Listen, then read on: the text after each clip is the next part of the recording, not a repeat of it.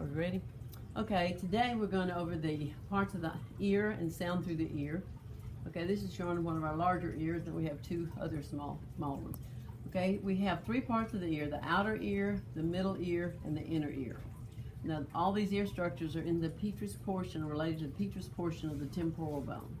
Okay, the outer ear starts with the auricle. We also call this the pinna. This part is the helix, the antihelix, of course, the external auditory meatus. There's usually a little triangular piece right here too called the tragus, and then down here is the earlobe. Okay, this the external auditory canal lined with a membrane, and it does have some modified oil glands called sebaceous glands, modified glands that are going to form a like earwax sebum. Okay, the tympanic membrane separates the outer ear from the middle ear. The tympanic membrane is made of dense fibrous connective tissue.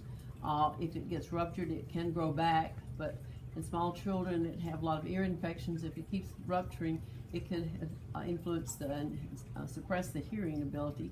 So many times they put little tubes in to help the drainage, because there might be some material coming from the mastoid process when they're young. Okay, now the tympanic membrane, then the next part would be a bony part where vibrations go.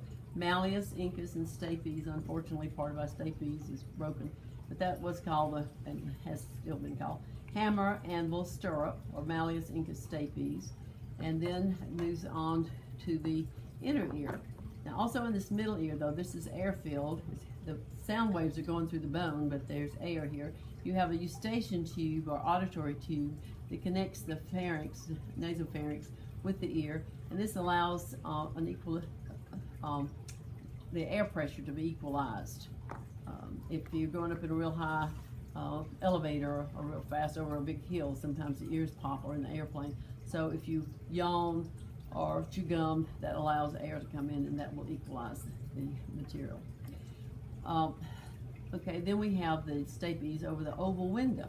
Then in the inner ear, you have a bony part and a membranous part. It's so involved, it's often called the labyrinth. So you have the bony semicircular canals and membranous semicircular canals, the bony vestibule and the membranous vestibule, the bony cochlea and the membranous cochlea. And then also in this petrous portion, you have this internal auditory meatus, and that's for the nerve. It's going to be the seventh cranial nerve, facial nerve, and the vestibulocochlear or auditory nerve will pass through this opening to the brain. Okay, now let's go through the parts in the inner ear. So we just talked about the membranous part. So here, semicircular canals in three different planes. At the base of the semicircular canal is a swelling called the ampulla. Inside the ampullae would be small end organs called the crista ampullaris or crista acoustica. And as the fluid is moving back and forth, this is going to be tilted. So there's all the three sections of the inner ear, you're going to have some end organs, and they all have something in common. They have a basement membrane, they have hair cells, they have supportive cells of the hair cells, and they have neurons wrapped around the base of the hair cells. It will be actually the dendrites of special bipolar neurons wrapped around them. So those variations, the membranes of head and the hair cells may vary, but they all have that similar structure. So in this case, as the fluid moves back and forth depending on the plane, it would tilt the cupula, which is the overhanging roof membrane of the crista ampullaris, and then the hair cells will be distorted.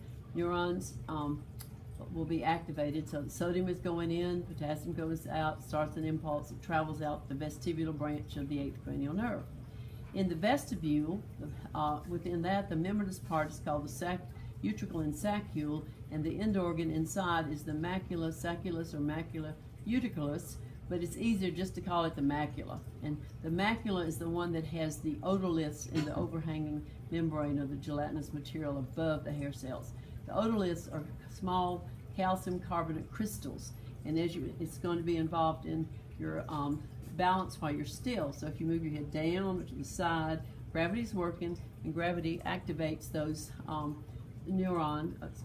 gravity is going to move the otoliths. The otoliths then are going to press against the hair cells. The hair cells are going to vibrate, and the neurons wrapped around the hair cells start an impulse. Again, that goes out the vestibular branch. Real quick, I'm just gonna